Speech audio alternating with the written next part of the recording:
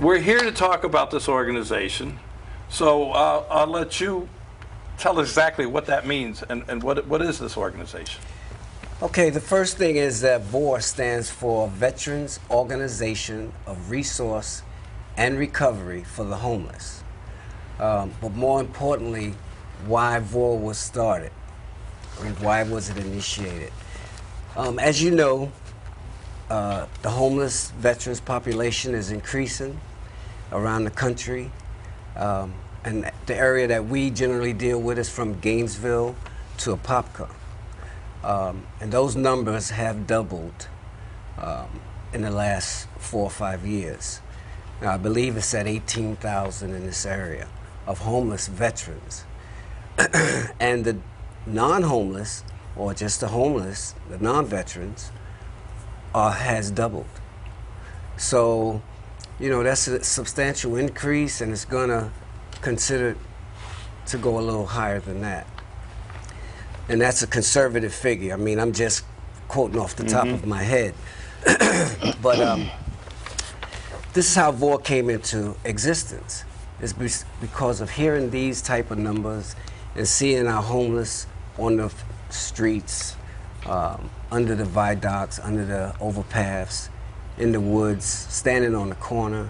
You know, a few of us from the Vietnam veterans got together and decided that there's a better way that we could help the homeless vets. All right, that's how this came about. So we incorporated maybe 4 or 5 veterans and associates of veterans to see if they would be interested in formulating an organization that would be directly related to assisting the homeless vets. After that, we formulated an organization, a 501c3.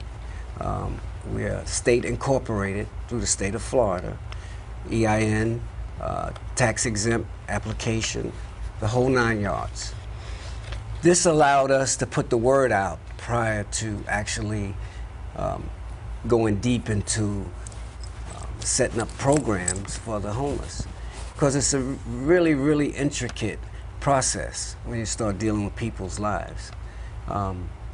So that's why it's a volunteer organization, and the veterans who are homeless, they also have to be volunteers, regardless of the circumstances that took them to the position they are, or if it was by choice.